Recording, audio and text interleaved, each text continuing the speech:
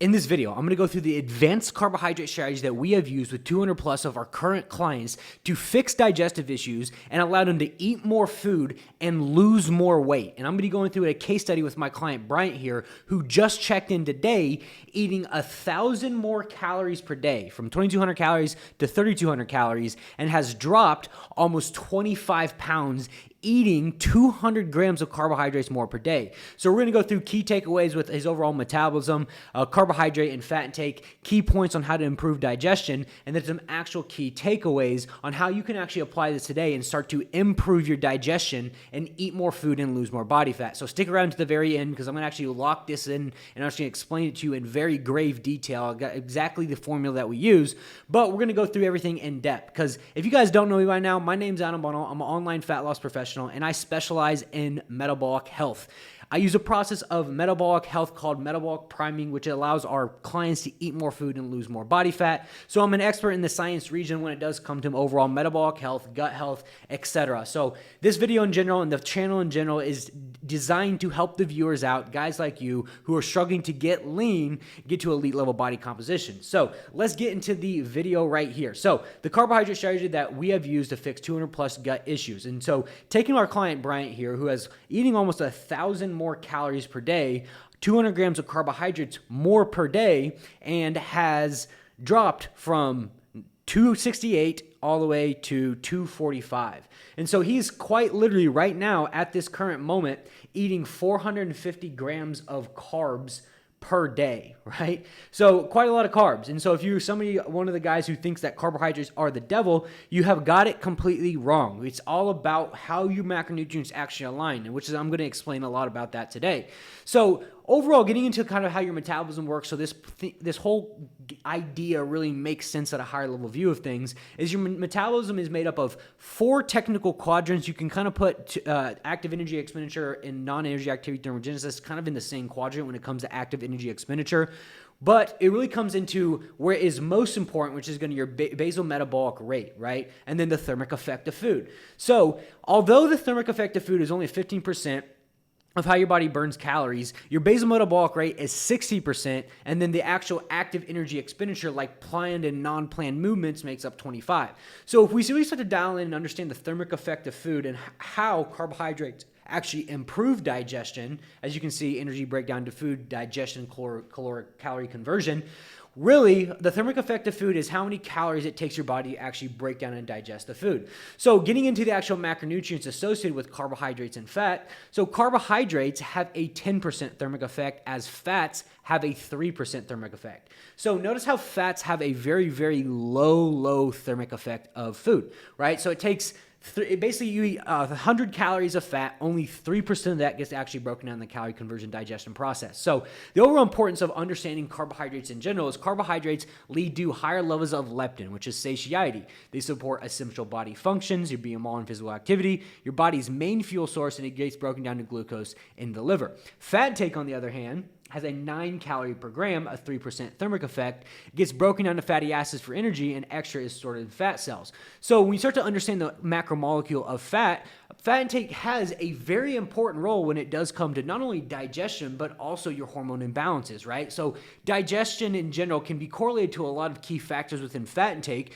but also can hormones, right? Like T3, T4, metabolism, thyroid, testosterone, can all be designed within overall fat intake. So where most men go wrong, and I know a lot of you guys listen to my channel right now, is are the dark meat consumers that have a lot of high fat foods. And so it's never just like one culprit through the day, especially for the guys that I work with, because the guys that I work with are already pretty damn disciplined. They're already pretty on top of their stuff. They just don't have the right formulas when it comes to the macronutrient and how much fat you should be particularly eating, because fat intake is very not as talked about amongst the society as well as it should be, with the overall importance of what it does and how much you should actually be eating, right? So when you start to understand fat intake and having the low thermic effect of food that it does, but also a 9 calorie per gram, when you start to understand that it has a very close representation to overall digestion, right? So let's say, for instance, you guys know after Thanksgiving or Christmas meals, you feel like you just want to lay down and hit the hay and go to bed. Well, think about it logically. When you overconsume a bunch of fat intake on those meals and overload the digestive process is when you start to get very high levels of fatigue. Guys that come to us who have a very high fat intake, they're experiencing not only gut health problems, digestive problems, but also lethargy problems. They feel like they're like weighed down a little bit.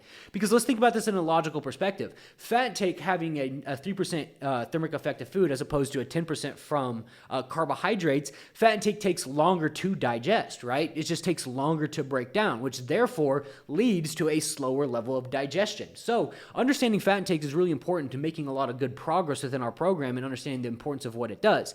So anyways, let's think about fat intake, for instance, as being as slow digesting as it is, and then the common weight spikes that you guys see after that dinner out with the wife on the weekends, or that vacation where you kind of go off plan, you eat a lot of fat intake. You know how your weight will spike 4 to 5 pounds? That is just lack of digestion, right? It's overconsumption of fat intake. That's where you get that nice little weight spike, and then over the course of the next few days, it starts to trickle down and settle down a little bit, because that's the overall fat intake. It's not the carbohydrate, it's not the protein, it's the overall fat intake being very slow digestion.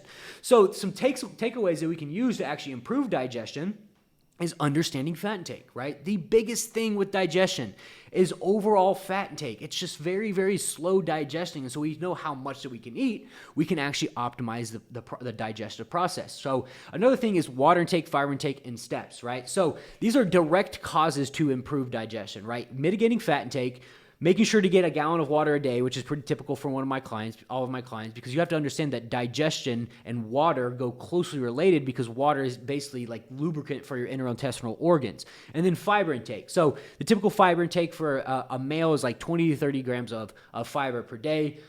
If you're well overeating on fiber, bring that back down to 30. If you're well undereating on fiber, bring it up to 20. It will start to optimize the digestive process. And then overall steps. So steps is a form of low intensity cardio that's non-inflammatory, that's actually categorized as NEAT, non-planned exercise, like your typical just walking. So walking, for instance, helps move digestion a little bit better. So for my guys who have digestive related issues after a certain meal, the one thing you want to first look at is key points on what's actually causing the lack of digestion. Is it a certain type of food intake? Is it a lactose issue? Is it a stress issue? But some key points that we can actually put in place is a 10 to 15 minute walk after one of your meals that is leading to a little bit less of digestion. This will help with the digestive process and aiding the digestive process to start moving things a little bit cleaner. So some indirect causes, which is probably more along the lines of where most men actually underlie, is overall just a fluke. You guys know that every once in a while you eat a bad cut of meat, or just have something that didn't agree with your stomach. And so we don't really want to take a look at too much into those, but we want to start to understand and kind of find key points that actually underlie why we're actually having digestion, to understand how to cause it properly. So if it maybe is just a one day when you have bad digestion and the next day your digestion is fine, then start to understand what did I eat the day before that could have caused a little bit of indigestion. So sleep and cortisol is a very misunderstood and under-described way that you can actually start to improve a lot of digestion. So sleep and cortisol are very closely related, yes, but cortisol, for instance, the stress, physiological and psychological stress, do play a significant role in your overall digestion. You guys ever have a stressful work day, you've been on your feet all day, and you get home and you feel your digestion is just not as optimal as where it should be, or you have a bad night's sleep and you feel a little bit bloated the next day. So stress and psychological and physiological can play a huge role when it does come to digestion. So keep that in mind. That's why sleep is so important when it comes to fat loss, because when you start to understand digestion, you start to understand that digestion is the first metabolic process that is actually correlates to everything else. How your body breaks down and digests food is how your body comes in and utilizes the broke down food for actual energy. So we need to understand digestion and how to optimize digestion to the fullest extent to get the most out of each one of your fat loss phases. So understanding cortisol and sleep is really important. 6 to 8 hours of sleep is pretty optimal for each and every single one of my clients. Now, we do have clients that work odd shifts, ER doctors, have a firefighter in our program, that obviously you can't plan when you have to work. Some days you wake up at 2 a.m. and have to rush in and get to work, and that happens. But one thing that we kind of put into place with each one of our clients as they come into the program is finding the time to actually get the sleep that allows our digestion to actually be optimal. What I mean by that is I have a client, Doug, who's a chief firefighter, and he works 72-hour shifts. And during that shift, not only does his weight spike tremendously, but his digestion also falls off a little bit as well. So when we lay into it, we start to understand that. We start to tell him and kind of customize him a situation where, like, that next day after you are off your shift, it is most imperative than ever that you get off your feet, you get good sleep, you get good recovery, you get good water, so you can actually start to digest that food and reduce that cortisol that's underlying within your body. So, like, as well as that is like going off an unplanned or untracked meal. Like, for instance, you go out to eat at dinner, you have a super high fat food that's very high in just overall saturated and unsaturated fats. And like, yeah, that can play a minute role in spiking your weight ever so slightly. So obviously, like, when you want to go out and you want to eat with the wife and want to eat with some friends or whatever it may be, the first thing you need to be looking at is the overall fat intake. Like, can I keep this fat intake low? Because if you keep your fat intake a lot lower, you will be able to manage your digestion a lot better. Even when you're going off plan a little bit, just psychologically making sure, maybe telling the waiter, like, hey, can you cook that in no oils? Hey, can you keep the avocado? Hey, can you keep the cream cheese? Can you keep all these extra ingredients that start to add up in fat intake? So overalling with that is like overall supplementation. So digestive enzymes, green supplement, apple cider vinegar. I love apple cider vinegar. We have each and every single one of our clients on apple cider vinegar. So like, digestive enzymes and green supplements are great, absolutely fantastic. I have no doubt. But I think one of the best things within my overall program is we implement apple cider vinegar supplement. So apple cider vinegar, for instance, is a very acidic supplement.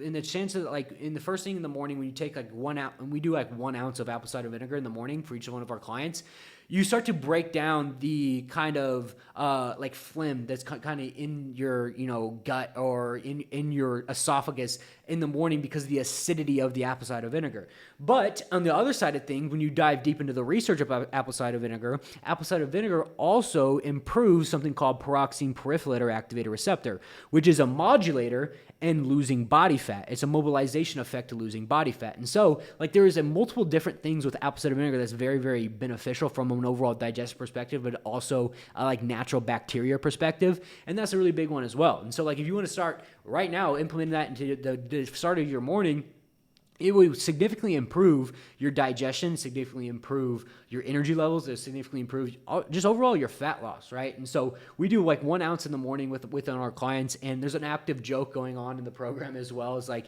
it's not the greatest and doesn't taste the best, but there is a purpose behind it, right? And so a lot of cases you can like dilute it with water, dilute it with Mio.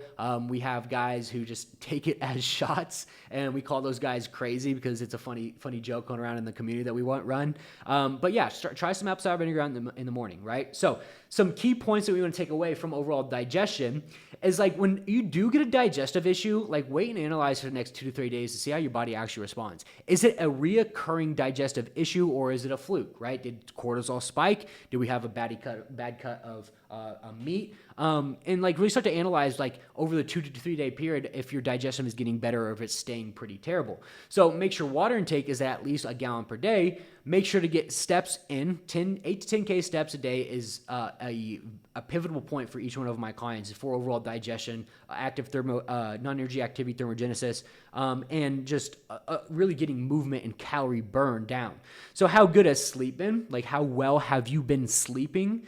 Is a really big one. It does come to digestion as well. So we want to kind of, first of all, analyze, like, okay, what's kind of going on in my body right now that's kind of causing some digestive issues? Is my sleep out of order? Nope. Check. Is my fiber intake good? Yep. Is my water intake good? Yep. Am I getting enough walking through the day to actually stimulate good digestion? Yes. And so those are things we want to kind of start to look at before we actually start to change anything.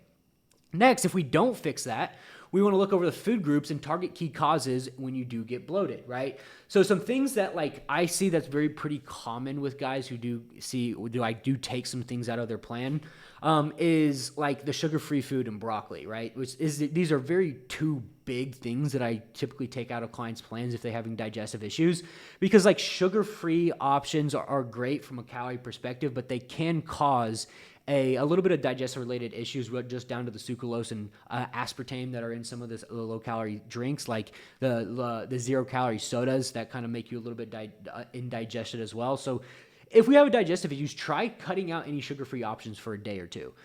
Broccoli, for instance. Broccoli is a kind of a little bit of an inflammatory when it comes to the gut region, just because there's a micromolecule in broccoli that doesn't necessarily get digested very well by the intestinal organs. So if you're getting good fiber intake, 20 to 30 grams per day, still having digestive issues, look into what type of what type of vegetables that you're actually currently eating. You'll start to see that, like, if you are eating broccoli, you switch that out for a more palatable form of vegetables like onions or bell peppers, you start to actually digest that a lot better. And like cauliflower is the same way. Broccoli and cauliflower go closely related together. I don't know if you guys have ever tried the the cauliflower rice. It felt a little bit bloated afterwards. That's just because like the actual micromolecules in broccoli and cauliflower don't get digested very well within the intestinal organs. So anyway, some actually key takeaways that we can actually start applying today that actually improve your digestion with overall fat intake is like, I want you to do this. I want you to do this today. Take your current fat intake and just simply replace it with carbs. Replace it with carbs, right? Because we talked about that carbohydrates have a 10% thermic effect. Fat has a 3. So if you switch those out, you will have 3 times as big of a thermic effect of food when you have more carbohydrates and less fat. It's what we do with every single one of our clients. It's called carbohydrate metabolism, optimizing your body for digesting and putting carbohydrates in the correct places, right? So simply, this is the formula you'll use. Like, take 0.3 times your body weight in pounds. I know I have some subscribers always ask me, like, is this in pounds or in kg? But for fat intake, right? 0.3 times your body weight in fat intake. So if, like, for instance, you're at 100 grams of fat and your body weight is 60 grams, it comes out to 60 grams of fat. What I want you to do is take your current fat intake minus your new goal of fat intake, which would be 100 minus 60. So you would get 40 grams of fat is the difference. So take 40 grams of fat times 9 calories per gram, right? Because fat has a 9 calories per gram. Now you have 360 calories that you are taking out of your fat intake. So next, what you want to do is take that 360 calories, divide that by 4 calories per gram, which is carbohydrates, right? And so 360 divided by 4 equals 90. So just add 90 grams of carbs to your diet. So you're basically not eating any calories more or less than what you've already been eating. You are just replacing macronutrients. And that's why you'll get a good body recomposition very, very quickly. Because if you improve digestion, you'll lose 5, 10, 15 pounds within a week or two. And that's the same thing we see over and over with each one of our clients is as soon as we improve digestion and optimize digestion, they like lose weight very quickly, because what we're doing is reducing inflammation, improving digestion, and you're getting a lot less food just kind of stuck in you, right? So try this today. I want you to go out. I want you to take your current fat intake. I want you to times your body weight times 0.3. There's going to be your fat intake. And then subtract that from what the fat is that you're currently eating to make up the difference of what you're actually subtracting fat-wise. And then replace that with carbohydrates. I'm 1,000% confident with every ounce of my being that you will see progress within this week because I've done this 200, 250, almost probably 300 times within my own personal clients. Not even on top of the 1,500 nutrition consultations that I've done just in the last few years. So, like, use this strategy. Come back to this video, put in the comments how it works, and I'm interested to see how you guys like it. But if you like this video, like, comment, subscribe. I love the guys who keep coming back and supporting the channel. I try to give as much information away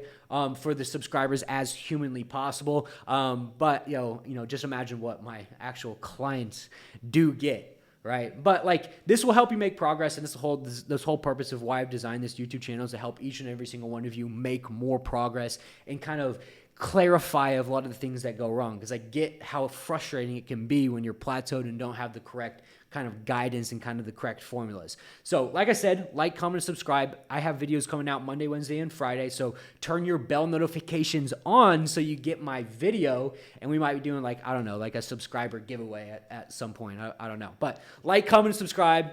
See you guys on Wednesday. And make sure to turn my bell notifications on so you get that video.